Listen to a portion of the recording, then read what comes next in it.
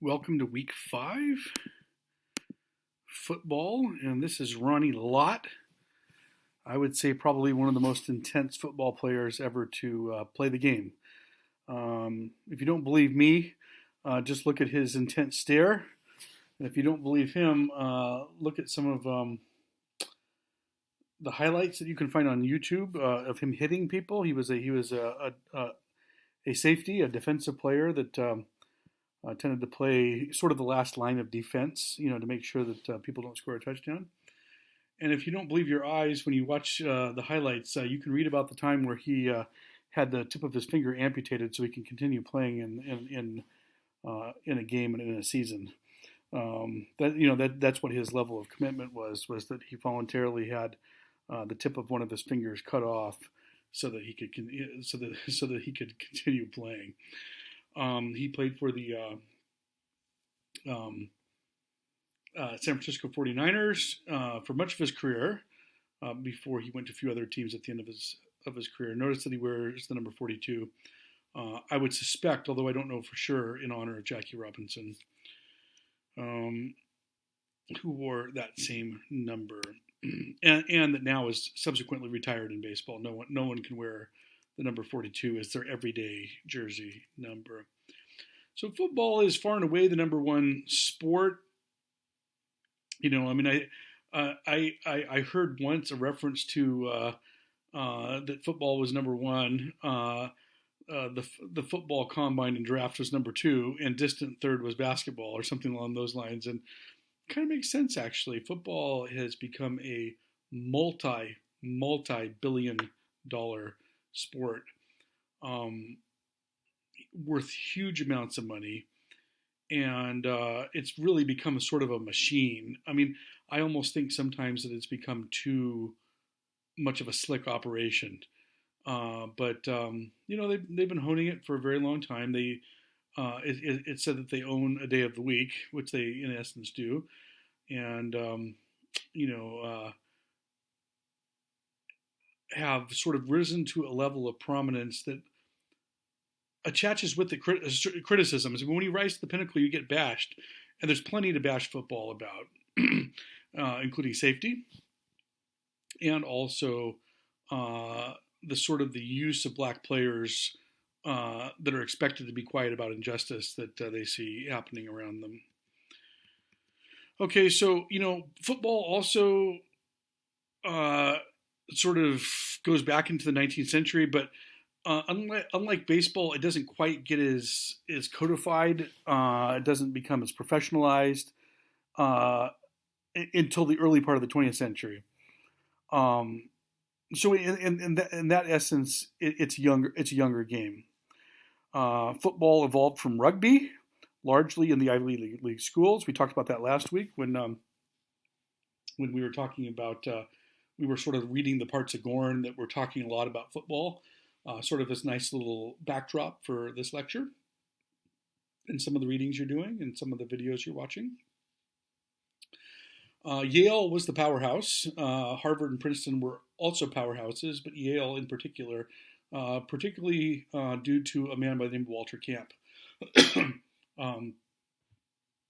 Walter Camp was really the one that kind of worked tirelessly to promote football, to promote its virtues, to promote the fact that we need to sort of have leagues in the Ivy, in college. He was in college football. He wasn't in pro football, but that we need to sort of understand what the game entails and everyone get on the same page. And that's an important step for a sport to become organization is always an important thing towards becoming a legitimized sport. And Walter Camp was that figure. The game became more violent due to formations such as the flying wedge. It's hard to find an old school example, but I found a very, very brief piece of footage that doesn't really show much about it. It doesn't show people crashing heads into each other. In fact, the flying wedge gets undercut and the guy gets injured. But it was a very, very dangerous formation where you sort of link arms and kind of almost like your geese. You know how geese fly in a V? So it'd almost be like you're running up the field like a flock of geese, all kind of holding on to each other with the point man. Okay, and the ball carrier is running behind this flying V, and so people are trying their best to sort of break through it, and people would jolt their heads together, and people get injured, people get concussions, people would get paralyzed, and in cases they would be killed. I mean, for all the games that were happening all over the United States, these injuries were fairly rare, but I mean, a couple deaths is a couple too many.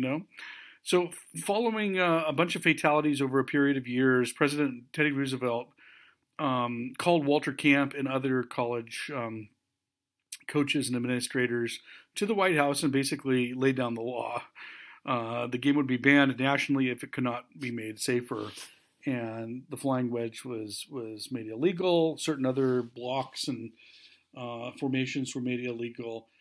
These rule changes did result in a safer game. And this is one reason why I really say football is a 20th century sport, even though the rules were formalized in 1880, because it was mostly a running game until the 1910s. The forward pass was introduced in 1906, but it wasn't until just on the cusp of World War I, November 1, 1913, when it was sort of used effectively and in a high leverage game. Okay, a game between Notre Dame and Army, who at that time were sort of rivals.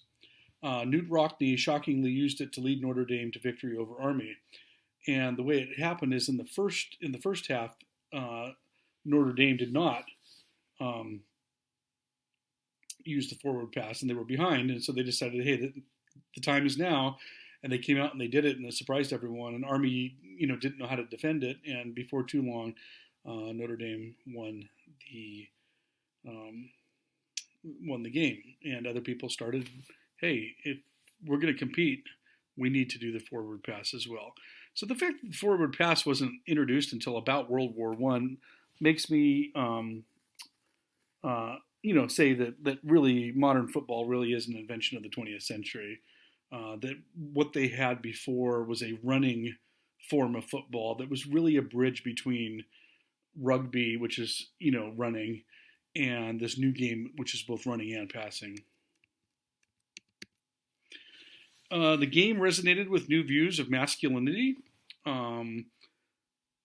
particularly in regard to struggle and the importance of struggle in building leaders. We talked about that last week. Gorn talks a little bit about that, particularly with the wealthy, right? That, sports was sort of a metaphor for war. And you couldn't go to war all the time, but, when you weren't at war, you could hone these competitive drives, and you could figure out whose role it was to lead, whose role it was to follow, and whose role it was that you can't be on the field because you're not good enough. It was sort of a primitive way of establishing dominance and hierarchy and pecking order. Okay, and it had that aspect of masculinity. Okay, some early stars, really break through in an era when really boxers and particularly baseball players sort of had the corner on the market of celebrities. There were a few football stars that kind of broke through because, football, yes, there's masculinity with football, but it's much more reduced. And yet the masculinity that's on display in boxing was so overt and so over the top that it made a lot of people feel uncomfortable, as did the gambling and corruption associated with it. So football kind of hit that sweet spot of masculinity that, it's not just a bunch of people running around and sliding into bases and trying to hit a ball with a bat. There's real struggle and real power, and I'm going to knock you over and I'm going to run for 10 yards and there's nothing you can do about it. Yet at the same time, it was more team oriented. It wasn't corrupt, and it wasn't two guys just trying to beat each other to a pulp.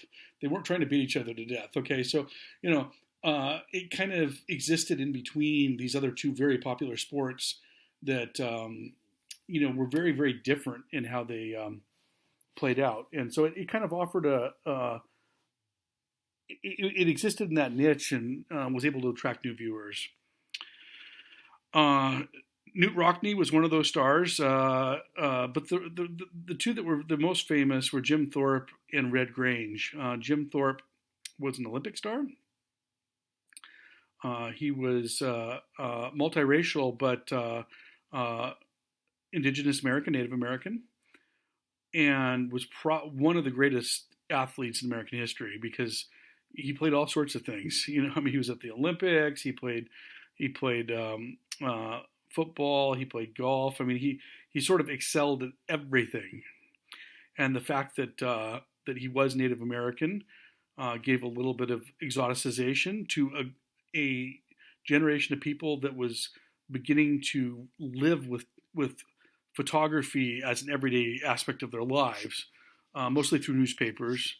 But in the 19th century, even after photography was instituted, it was a lot more expensive, and so a lot of times people would vote for presidents in the 19th century without even really knowing what they looked like. I mean, there would be little sketches of them. You hope you had a good artist, otherwise you might have a really weird view of what Grover Cleveland looked like. So Jim Thorpe and Red Grange and Babe Ruth and some of the early film stars like Rudolph Valentino, the movie stars, the sports stars of the 19 teens and 1920s became these like media icons because they were everywhere in the newspaper, and it was all about beauty. It was about physical beauty of traditional good looking beauty with the movie stars, obviously, many of whom were successful because of their looks. It was a little bit different for the athletes. I mean, there was a sort of an appreciation of the male body that we might today view as a little homoerotic. But it was a little bit different at the time. There's different gender norms and things of that nature. And there was this sort of celebration, almost sort of like a Greek celebration of muscularity and these types of things. And these athletes were a lot more fit and a lot more. They were bigger and stronger and more fit and more muscular. And they didn't have the modern workout regimens, but they did have their own ways of working out. And that sort of was an aspect of beauty during this time period. Red Grange was probably the most successful because he came a little bit later, certainly came later than Rockne and came a little bit later than Jim Thorpe. So he kind of benefited from, this kind of rising awareness of football. And he made huge amounts of money even before he turned pro, because he had signed all these, all these sponsorships before he even played, between the time period when he was an amateur and he became a pro. The National Football League is now in its 100th year. I'm sure you've seen that just in the last 6 months. Began in 1920, eventually merging with the American Football League in 1966 as two leagues which would meet annually in the Super Bowl. We'll talk about that a little bit later when we talk about Pete Rozelle. But it again, much like baseball, it was focused in the Northeast and in the Upper Midwest. So teams in sort of New York, Boston, Philly, that kind of triangle of areas, and then sort of Chicago, Milwaukee, Green Bay, Cleveland, kind of Upper Midwest, Great Lakes region. Okay, that's where the majority of Americans lived at this time period. There hadn't been that big westward push to California yet. Dallas wasn't that big a city. Neither was Houston. Atlanta was a big city, but you tended to see football. That's why it's in Canton, Ohio. Okay, it's in that area. And some of the teams from that era, we still have today. The Giants are a very old team. The Bears are a very old team. The Packers are a very old team. They were the meat packers. They were at a packing plant. It started out with people who worked at a factory playing football against other amateur teams. And they were so good at it and attracted so much interest that Packers, one of the oldest and most, I don't like them because I'm a 49er fan, but I have to admit they have a rich and interesting history all the way from their beginning as sort of this amateur factory team all the way through today when they are, as one of your videos that you watch established, they're the only team that releases their financials because they're the only publicly owned team. They're a publicly traded company. Okay, you could own part of the Packers if you so desired by, I think, like buying stock. So I mean they're just an interesting franchise, and they have such a long and rich history. They play like in the North Pole. They play outdoors in Green Bay, which is right on a lake, which has got to be freezing cold. But a long time ago, they realized that, particularly in playoff games, this is a great advantage for them. When like a team from, Southern California comes in, or Texas and is used to warm weather, or Florida, and has to, play, a playoff game in like minus 9,000 degree weather.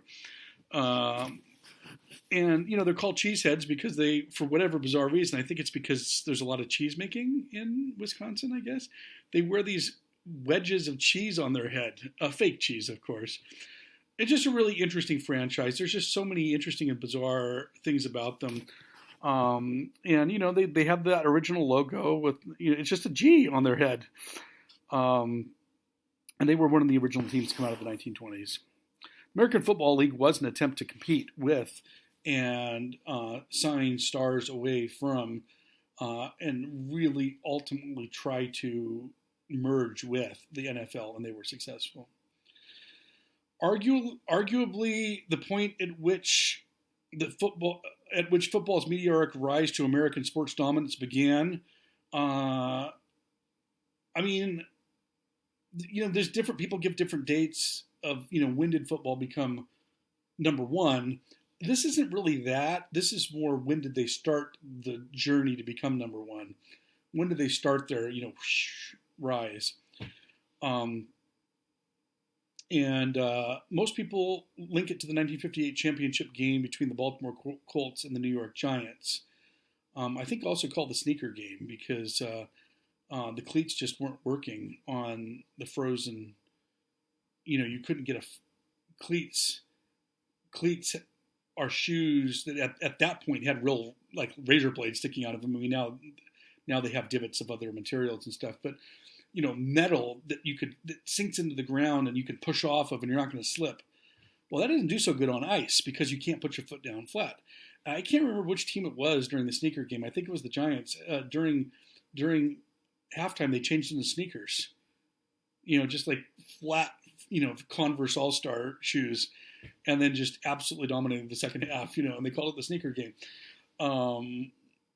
That was where the Baltimore Colts were on the ascendancy because of their young quarterback by the name of Johnny Unitas, who would go on to be at one point considered, without question, the greatest quarterback of all time until Joe Montana kind of supplanted him. And now we have a couple of options for supplanting both of them, as we'll see in a little bit. But really, I think 1969 was Super Bowl III. Super Bowl I and Super Bowl II weren't all that watched in the media. A bunch of people tuned in, but nothing like would happen later. Seats went unsold in Super Bowl I and Super Bowl II. And people just thought there's no way the AFL can compete with the NFL. And, this is like a media gimmick. I think the Jets were like 17-point underdogs against the Colts. And they won pretty convincingly. The Jets did. They defeated the Colts. An AFL team won, and people started saying, "Oh, these two leagues are pretty close to each other," and that really sort of was the ultimate springboard for, the meteoric rise. Commissioner Pete Rozelle, who served from 1960 to 1989, he was, almost for 30 years, is generally viewed as the architect of this rise, and most sports historians view him as easily number one, even above David Stern, the best sports commissioner in American history. With David Stern being the only other one who could even come close to competing with him. David Stern being in the NBA. I mean, Pete Rozelle took a sport that was kind of mired in kind of people enjoyed it, but it wasn't really growing in popularity. More people were interested because of this Johnny Unitas guy, but football had some real limitations. You can't have cameras anywhere near the action. Okay, now you can. People run onto the field with cameras, and they have these cameras that zip online. But it was a very kind of static game. There was just one camera that would just kind of watch the play, and it made it was a game that was very, very popular live, and just not that popular on TV. And Pete Rozelle came up with the idea of, we're going to put cameras everywhere, and then we're going to have some very quick-witted people in the and I don't know if I can ever find. I have on a VHS tape an example of the guy who did this for the Dodgers in television. Whose job it is just to watch all the cameras and say, take one, take camera one, stand by on camera three, take three, take five. Follow the wide receiver. I mean, sort of like almost like an orchestra director for television. And Pete Rozelle realized something very fundamental, which is that in a 60-minute football game, the ball is only in action about 10 or 11 minutes, 12 at the most. Okay, you have a lot of dead time in football. Okay, most of the time the ball is sitting there, and they're slapping each other on the butt and giving each other high fives after the play is over. The officials are measuring it. They go to a huddle. They talk for 30 seconds. They come up to the line of scrimmage. I mean, a lot of the time the ball is just sitting there. Okay. Well, before 1960 and this kind of rise, they would just kind of focus on the huddle, and the commentators would talk. Pete Rozelle and his staff said, wait a second, we're going to put a lot of cameras in different areas, and we're going to have different angles of the play. And we're going to replay the play. And maybe we'll replay it in slow motion, And at first people thought this is crazy, but then they realized they learned so much more about the game. It gave them something to do while the ball's just sitting there and nothing's happening. It really revolutionized the sport. Okay. Now they have high definition. You can see individual blades of grass, but it was all part of that kind of rise that took place under Pete Rozelle's tutelage. The National Football League has become a juggernaut, a $10, I think it's now more $15 billion since I created this slide a few years ago, with plans for $25 billion by 2027. There's now 32 teams. They're in all portions of the country. They're going to be creating a team in London and possibly one in Mexico City. It's just become this huge industry. So it's been years since I've done this slide. I think the Dallas Cowboys are now closer to 5 billion than they are 4. Okay. They're right up there at the very top of North American franchises with the Yankees, with the Lakers and the Knicks, Manchester United and Real Madrid and a few soccer leagues. The league has become so popular that aspects of the game that have nothing to do with the game, the combine, the draft, training camp, are in themselves hugely popular. There's even fantasy football leagues that you can sort of create your own teams. It's just sort of come to almost be more than just the sport, but this whole constellation of things around the sport. Steroid use, using drugs to increase performance, rule changes that are very unpopular. What exactly is a catch these days? I don't know. I give the same answer to where's Jimmy Hoffa buried? I don't know. What is pass interference? The only thing I can agree on is that any foul called against the San Francisco 49ers is probably an error. Brain injuries, no matter how safe they try to make the game, and they've tried. They did an abysmal job for decades, but they've been trying for the last half dozen years for sure. It's still a violent sport. You're still going to be people are going to get their heads hit. There's just no way around it. And so the question then becomes: is this sport have we as a culture matured in our understanding of the impact of sports on health, particularly when it comes to traumatic brain injury? Has this sport outlived its usefulness? There's no guarantee, in 50 years, some of the major sports we're not going to have, and we will have other things that, if you want to know where I think things are going, I look at huge declines when it comes to traditional teams, spectator team sports, and particularly among people under the age of 25. And I see the rise of Minecraft and esports. There's competitive leagues for various different things. I don't think things are going to, in 100 years, in 50 years, even in 25 years, they're going to be very, very different than they are today. Just because, if you look at the same thing 150 years ago, things have changed dramatically. Mount Rushmore of quarterbacks, I already alluded to this. Johnny Unitas was the sort of the first modern. A lot of quarterbacks before Johnny Unitas, your job was to hand the ball off and occasionally throw the ball. Well, Johnny Unitas was more like, I'm going to throw, and occasionally, just to fool the opposition and to keep them honest, I'm going to hand the ball off. Throw first, hand the ball off second. Joe Montana was just quintessentially the surgeon who could pick apart defenses and wouldn't panic. Okay? He read defenses excellently, and when the moment was bigger, he was at his best. The bigger the moment, he was at his best, and he was the second quarterback to win 4 Super Bowls. Then you have the two at the bottom, which are kind of an age-old debate of who do you go with, Wilt Chamberlain or Bill Russell? Do you go with the person that has all the individual accolades and records? And, fundamentally is probably better of an athlete and, better of a quarterback in this case, or better of a center, Wilt Chamberlain or Peyton Manning, as the case may be. Or do you go with the person that's just the better leader? Okay. They're the better winner. And that would be Bill Russell in basketball, 11 rings, and Tom Brady in football.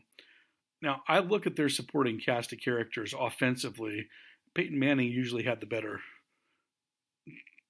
offensive team than Tom Brady did. So I tend to go with Brady in this debate, but I thought I'd put them both up there because they both deserve. Dan Marino deserves to be up here. Brett Favre. I think the best quarterback I ever saw when they were at their absolute best was Steve Young and Kurt Warner. Seems like there's another big name I'm missing right. Oh, Drew Brees, of course. And there's others. There's a lot of great quarterbacks, and we're seeing Patrick Mahomes do no look passes and crazy stuff. But Mount Rushmore also needs to be about other players.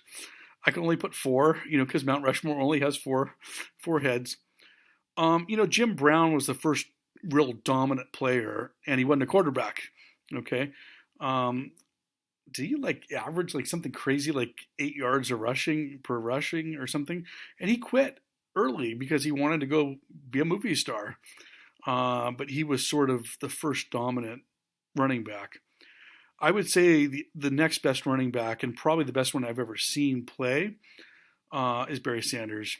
I mean, just look at some Barry Sanders highlights, and your jaw will drop. The way he could sort of make you miss and weave his way through a defense. It's pretty incredible. He also walked away when he still had time left. He just decided, I'm done. They got rid of his coach. He didn't like it. They didn't consult him. And, he just kind of quietly announced his retirement. Jerry Rice, I think, might be the best football player of all time, regardless of position. If you look at the records and the biggest bump or bulge between the top player at their position and the next top, there's never a bigger bulge than Jerry Rice. Okay, I mean, I think he's scored like almost nearly twice as many touchdowns as anybody else. That type of thing. And his work ethic was ridiculous. One year, they won the Super Bowl on Sunday, and on Tuesday, Steve Young went to clean out his locker. 2 days later, and Jerry Rice was running routes on the field.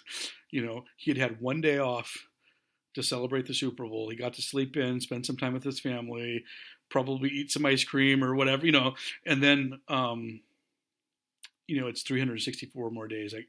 It's time to start getting into shape again, right? He was already training for next year. And then Lawrence Taylor was just simply the greatest defensive player of all time, just completely disrupted game plans. He was a linebacker that rushed linebacker was usually the second. There's the linemen that rush the passer, and then you have the linebackers, and then you have the safeties.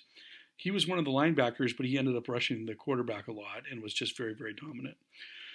And then I think it's important to put, other contributors on here. Pete Rozelle really shepherded the league through its difficult transition into being this two leagues coming into one. How do you do that? Particularly when if you give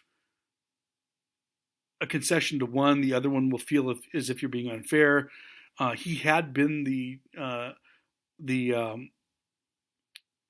of the NFL, and so he became the head of both of them, and both felt that he was fair in how he sort of handled things. Two great coaches on here. I was really sorry to not be able to put Bill Walsh, who I think really innovated the West Coast offense, which is sort of a horizontal passing rather than vertical passing. But Vince Lombardi was the sort of the prototypical tough as nails coach that won the first two Super Bowls. I think he won something like 5 championships, and the trophy is now named after him, the Lombardi Trophy. He was an early coach that promoted racial equality and was actually pro-equality for homosexuality as well. He had a brother that was gay, and that sort of was enough to raise his consciousness. There was a gay player on one of his teams, I believe in Washington, D.C., where he coached his final year. He I can't remember exactly what he did or said, but he was very, very supportive of the closeted, at that point, gay player. Just kind of, this kind of enigma, because he was very brutal. At one point, I think one of his players broke their leg and was starting to try to crawl off the field, and he walked up to him and he said, "You get on if you crawl off this field, crawl away and never come back. If you're a man, stand up and walk off this field." The guy had a broken leg. Okay, so he was a little bit of a jerk, and yet at the same time, he got the most out of people. His players loved him, at least those that didn't crawl off the field, and he had this kind of like racial, gender, sexual equality thing that was very, very unusual for a man of his age during the 1960s and 70s. He was, he came of age during the 1920s, so kind of an interesting enigma. And then finally another enigma, Bill Belichick, who's another kind of jerk, not a nice guy, but an absolute genius when it comes to particularly defensive football, figuring out how to, he figures out what an opponent's going to do. and then has already game planned it. And his teams, particularly on offense, completely changed their identity and their game plan from week to week, which is something no other teams do. That's why his teams, and because of Tom Brady, have won 6 championships, not because they're filming other teams' practices and cheating like everyone claims they are. They're just very. The quintessential story that's told by another famous coach by the name of Bill Cowher is after he retired, he went to visit Bill Belichick and was allowed to watch a practice because he's no longer a coach. He's no longer the enemy. And he sat there flabbergasted as they spent 15 minutes practicing how to pick up the ball, run it to the spot, and give it to the official so as to not waste, to save minutes. To save seconds on the clock. They were practicing this, okay? I mean, they practice every tiny little detail. They're that well coached. And then I think you have to, I think football, one of the allures of football is those who broadcast it, because there's so much downtime in football. There's essentially no downtime in basketball. It's constant back and forth flow unless there's a foul, okay? But you could go running up and down, you could go for 3 minutes without a whistle blowing sometimes, okay? Baseball does have gaps in it, but it's more of an, ball back to the pitcher, and then about 15 seconds of looking in, shaking off a sign, nodding, again, okay? Rarely are you going to have 45 seconds when absolutely nothing's happening. But you do in football, and there's a lot of banter in between. It's instructive to watch. It's hard to do because they're rarely all on at the same time.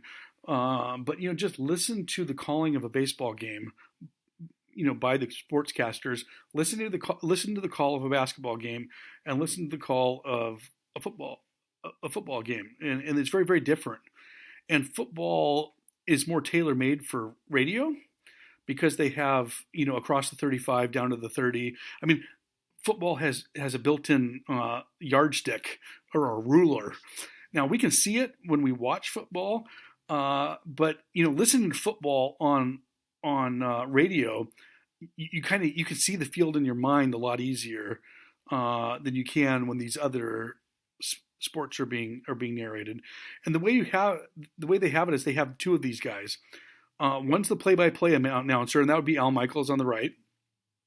They're the very quick-witted people that can keep you updated with an economy of words. They use little to say much. They're very good at it, and they're very good at reacting to whatever's happening. And I would think of the perfect thing to say like 6 minutes from now. Well, that's not much help. I'd be the perfect, if I could freeze time and think, what do I want to say about this play? I'd be a great sportscaster, and probably so would you. Al Michaels can just do it on, just like that. And then the other guy is so called the color commentator. Okay, they add color to they add perspective. They're the ones that understand the strategy, and they explain what just happened on this play. Or when they show the replay, hey, look over here at this right guard, what he's doing, and that would be John Madden on the left. John Madden was a player, then he was a very famous coach and very successful coach, and then an even more successful commentator. Now that is football. Some things to talk about. We've got plenty of time. We're going to get out early today. Let's see. We talked about I had you do some readings about the rise of popularity. How the draft, sort of the progression of the NFL draft. Yeah. And you go back and look, it's so well manicured today. Just the way they read the names. And, it's now the commissioner that reads the names, but occasionally they'll have someone come on that's, a kid with cancer or something. Or they'll have an old retired Hall of Fame player that gets to read the name for a certain team. There's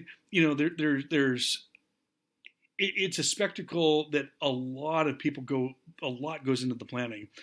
Uh, Whereas that was one thing that Pete Rozelle never got, is he helped make the draft into a spectacle, but he would just get it out there and read the first selection is blah blah blah, and now they kind of draw it out a little bit.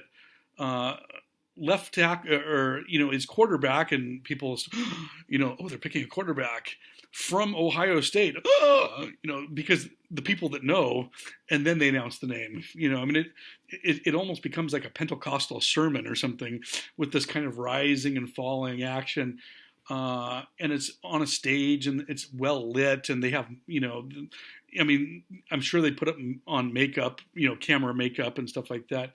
It's just, it's a spectacle beyond belief. Let's see, talked about, I had you read about concussions. The question that I'm asking you, what do you think about Colin Kaepernick? I think a lot of people now view him differently than they did 4 years ago. I think there's still a lot of people that are, the people that were in the camp of supporting him are still supporting him. I'm pretty sure about that. I still think there's a lot of people that didn't support him then and still don't support him now. But I do think that maybe there's been a little bit of consciousness raising, and that there are people that didn't support him then that supported him now. And the interesting thing about the Fists of Glory, the John Carlos raising the Black Power salute in the 1968 Olympics, is, they got death threats. No one supported them at the time. Only Black Americans, extremely liberal, sort of the liberal sort of hippie movement, you might say. Well, slowly but surely that started changing until now. I would say that the majority of people you ask would say, yeah, that took a lot of courage. They were on the right track. They were, Martin Luther King was assassinated that same year. There was a lot of consciousness raising that happened at the end of the civil rights movement into the 1970s. And those guys are viewed as heroes now by wide swaths of the population, including some people that are very angry at Colin Kaepernick. Star Spangled Banner has lyrics that sponsor and support racism, slavery. That is an undeniable fact. Now, it's not in the verses that we sing, but it's still there. Okay, it's a very militaristic song. It celebrates slavery. Okay.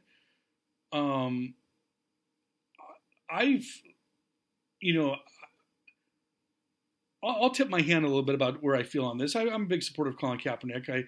I think the most patriotic thing you can do as an American of conscience is point out injustice. That's more important than putting your hand over your heart when they're playing a song. Okay, I feel. I feel that it's incumbent upon us as Americans to try to make the world better for our children and grandchildren, and ourselves, for that matter. And you don't do that by unquestioning loyalty. Okay.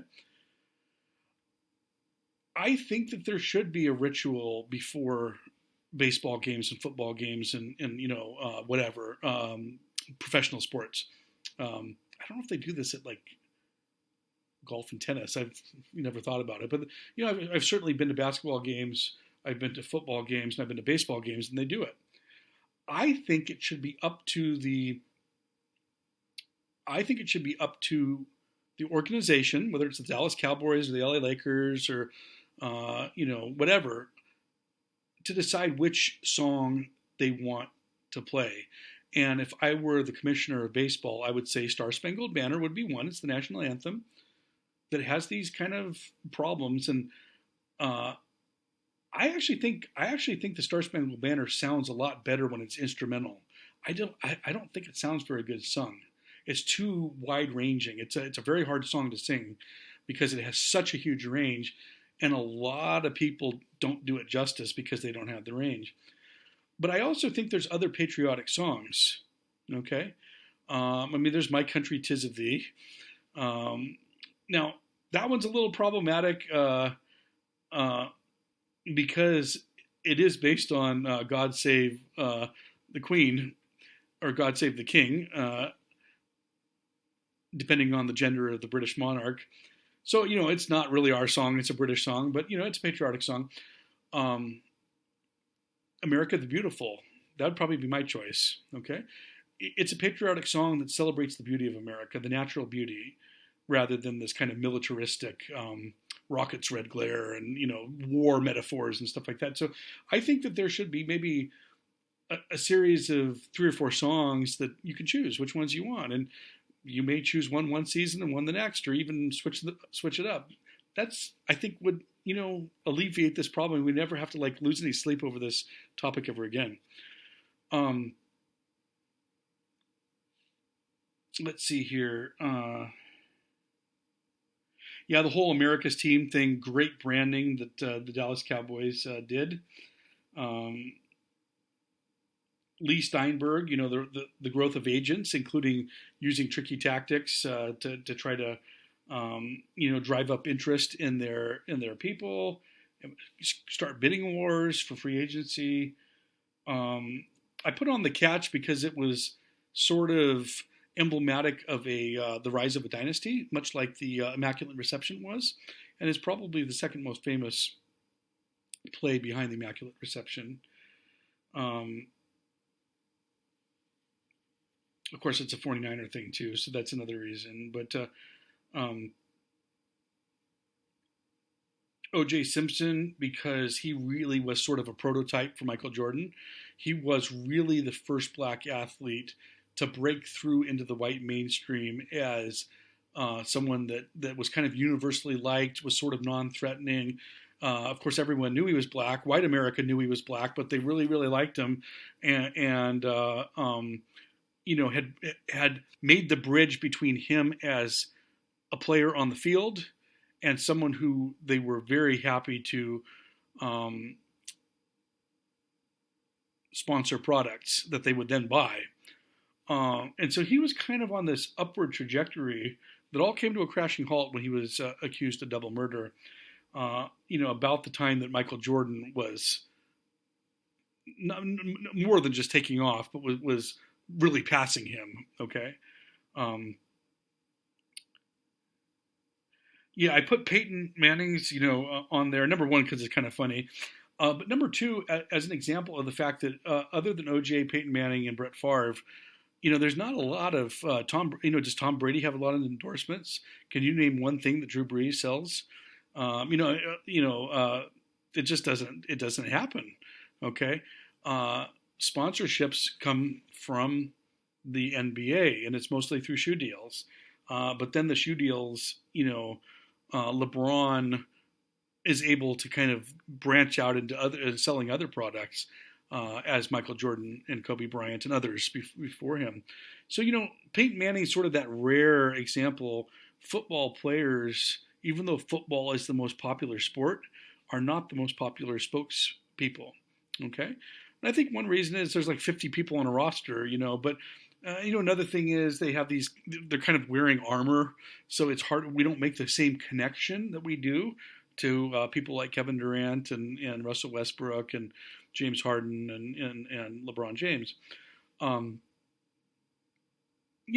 that still doesn't, to my satisfaction, answer the why behind this. So I've never really fully understand why it's so different between basketball and football. But I think it's a combination of the things I talked about and probably a few other things that haven't occurred to me yet, and hopefully will over time. The female kicker that was signed, okay. I don't know if we'll ever see this, and if we do, it might be a gimmick. But I mean, certainly the gap between male and female sports has narrowed considerably. It's narrowed more considerably in things like golf, tennis. I think football is a little bit of a harder sport because it's more physical, and it's now played by outliers. It's not normal to be 6'8" and 350 pounds, mostly of muscle. That's not a normal thing. Okay, well, male outliers are going to make it harder for a female, even a female outlier, to break in. But kicking is one area that certainly could be the case, including place kicking, which is usually where um, you see women playing in college. This isn't the first time it's happened. It's the first time it's happened at a certain level that she was. I can't remember what the name of the university was. So that, that's kind of interesting. Incidentally, one of the biggest stars in one of the women's professional football leagues I went to school with. Her name was Donna Wilkinson. You can Google her, and she was known as the Animal, Donna the Animal Wilkinson. She was really nice. I mean, she was 1 year behind me in school, and she was always good at sports. But the sports that they played at La Sierra Academy were like, basketball, volleyball, softball. They didn't play contact football, but it turns out she was pretty good at that, and played it professionally, actually. Let's see here. Where are we? Okay. So, just a few things when it comes to, again, baseball loyalty is tied up in immigration. It's Americanizing. That comes up all throughout Gorn, but it's an important aspect of sport that particularly during the 20th century, early 20th century, prior to World War II, baseball was a way that you demonstrated that you were an American, okay? Baseball was a way that you got to play with people from different ethnicities, and it was okay. Normally you wouldn't mingle, perhaps, if you were a recent Polish-American immigrant and you were an old British family that had been here, well, since the Mayflower, still pretty recent arrival to these shores. But, baseball was a place where everyone could play and everyone could sort of be equal. And, your talents rose to the top, not who you were or your last name. It was about your talent. Ty Cobb, he talks about Ty Cobb, who was vitriolically racist. He talks about him on page 191, who was very calculating, aggressive, and running the base pad. It was all about a production ethic. And Ty Cobb referred to baseball as a war, and to him it was a war. Okay. He talks about on page 192 the growth of heroes and personalities in sports. Red Grange, Babe Ruth, Bill Tilden in tennis, Bobby Jones in golf, Jack Dempsey in boxing. It's almost like the media was sort of anointing one or two people in every single sport and giving them huge amounts of media exposure and kind of creating this cult of personality around them. The 1920s really was a time of big icons. Rudolph Valentino, Charlie Chaplin, movie actors and actresses, and quite a few sporting stars as well. Nicknames became less local. It used to be things like the Philly Kid and stuff like that. Very local nicknames to solidify the local fan base following. Well, as newspapers are starting to spread tales of these people all over the United States, those nicknames become more expansive. I think it was Red Grange was called the Galloping Ghost. It's not linking him to any one particular region so that he can kind of be embraced by everybody. They also were more clever about nicknames. Like now, you take the guy's first letter of his first name and the first three letters of his last name and call him A-Rod.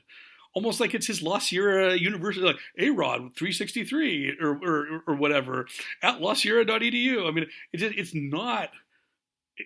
not clever. It's not, it doesn't take any thought. Whereas, Babe Ruth was the Sultan of SWAT. I mean, very clever stuff. Night Train Lane, Crazy Legs Hirsch. These were sort of these kind of fun nicknames from this time period. There was a lot of controversies during this time period, but they were very carefully cultivated to create more interest. Okay. Andy Warhol much later would sort of sum up this whole thing in saying, don't bother reading what the newspaper says. Just measure the stories in inches, right? The more they say about you, the better. Even if it's bad, you're still getting press. People are still reading about you. They're still curious about you. They're still going to want to come see you. The quintessential example of this was when Howard Stern, they did this thing like, okay, the average Howard Stern lover listens to him for like 2 hours, and the average Howard Stern hater listens to him for 3 hours. They want to hear what he's going to say. The Black Sox scandal, we talked about that when we talked about baseball. We're going to talk about Babe Didrikson Zaharias later. She's mentioned on page 202, 203. There's a great quote about Title IX on page 205. Title IX has been very helpful, but it hasn't worked 100%. And I think that's just very, very, very clear.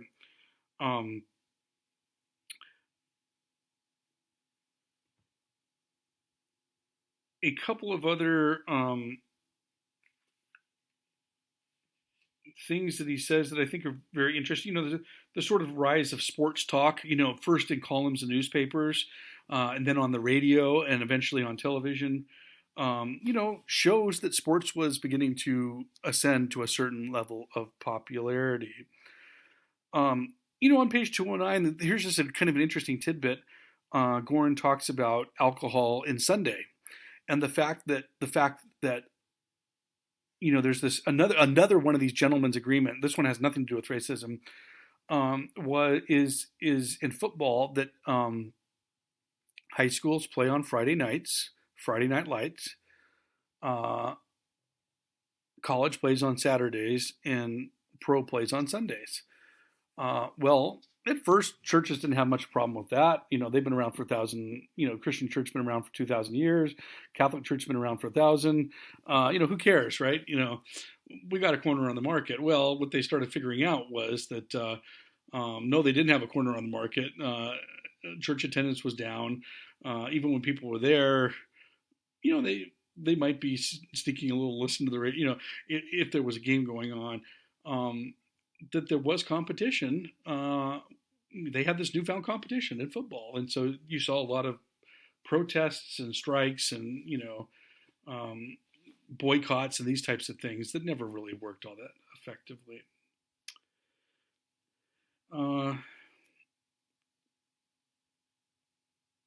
The rise of television, sort of giving this imagined community, that we're all a part of this together, and they have done studies on this, that when a team loses, they lost, but when a team wins, we won. We add ourselves into the winning column, and we use the pronoun we. Oh yeah, we won on Thursday. If we being the Dodgers, right? But when we don't lose, they lose.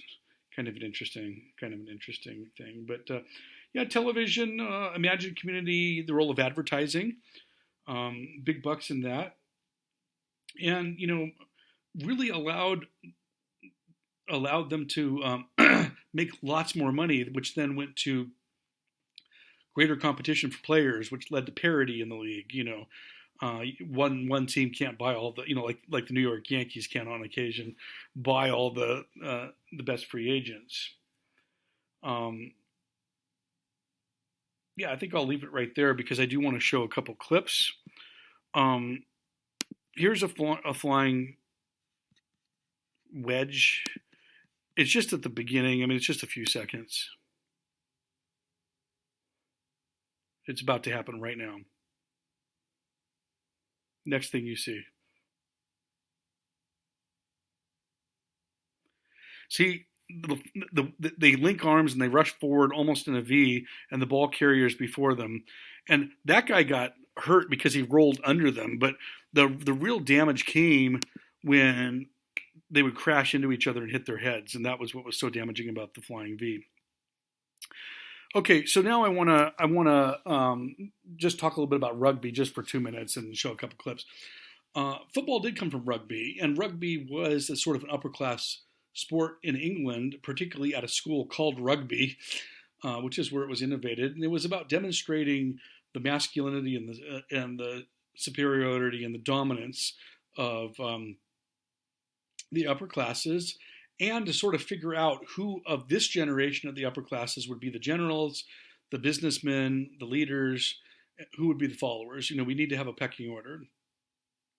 We want everyone from this society to be the leaders, but they're going to be a team, and each team needs a leader, and then needs sub leaders, and then it needs a bunch of people that just kind of follow along. And we're going to find that on, if we're in a war, we find that at war. But when we're not at war, we find that through a sort of different type of war, okay? This kind of visceral struggle for dominance through rugby. And I want to show you one of the people I think is the best athlete of all time that I've ever seen, and that's Jonah Lomu. He was of Tongan descent, but he played for New Zealand. I think he grew up in New Zealand, and he played. He may be one of the best rugby players of all time. The clips I found will kind of showcase a little bit, but not as much. I've seen other ones that are just unbelievable. It's not natural for someone that huge to move that fast. Okay, it's like Bo Jackson, basically. I remember seeing Bo Jackson, thinking to myself, "That's, yes, I can understand that he's very well muscled." But it would just seem like it would take longer to get up to full speed. But no, it doesn't seem to. Boom, he's gone. Same thing with Jonah Lomu. Tragically died fairly young. But just look at his legs there. He's the guy in the middle. And like I said, these aren't even the best. These aren't even the. I've seen some that are far better than this. But Look at that! He stepped inside one.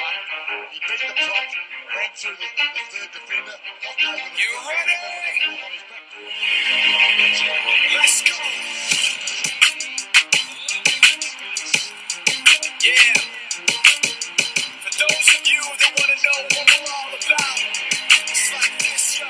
This is 10% luck, 20% skill, 15% concentrated power of will, 5% pleasure, 50% pain, 100% reason to remember the name.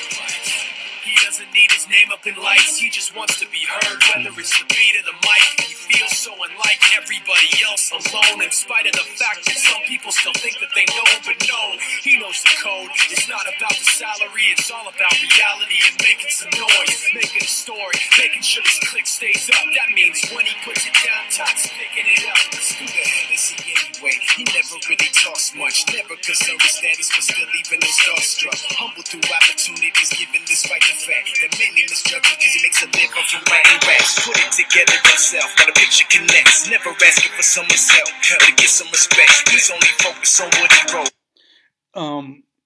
One reason I think rugby's a little bit limited is compared to football. So I showed you this for two reasons. Number one was just his, the speed and power than strength. But notice it really is just about knocking people over. Yeah, there's strategy, there's passing the ball, and you can actually advance the ball by kicking it. But football is evolved into a game that is so much more strategic and tactical. And rugby still really is about just physically dominating. So that was another reason. Finally, I want to show you an example of the haka. The best team in the world historically in rugby has been New Zealand. They refer to themselves as the All Blacks because they wear black shorts and black shirts, sort of black on black. And, they often win before they start by doing this thing called the haka, okay, which is this sort of Maori war dance where you stick out your tongue and yell and do these poses. And, it's something that warriors do before going into battle. And it's always comical to me because the other team has to show that they're not afraid by this. And they do that by linking up arms and then kind of walking up towards the New Zealanders. But just the way that they're linking up their arms makes them look afraid half the time. So I just thought I'd show you an example of a haka.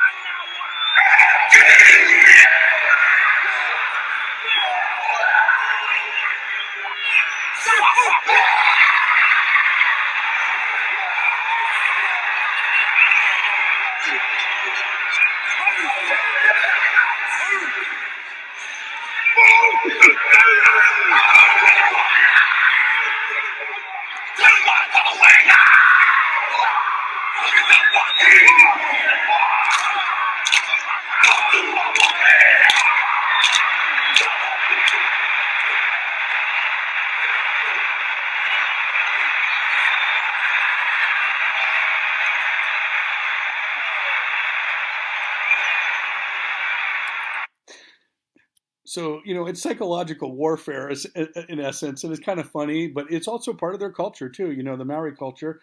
And I just thought I'd kind of end with that for today, since we talked briefly about rugby as the sort of the early version of this kind of team struggle sport that eventually morphs into what we call American football.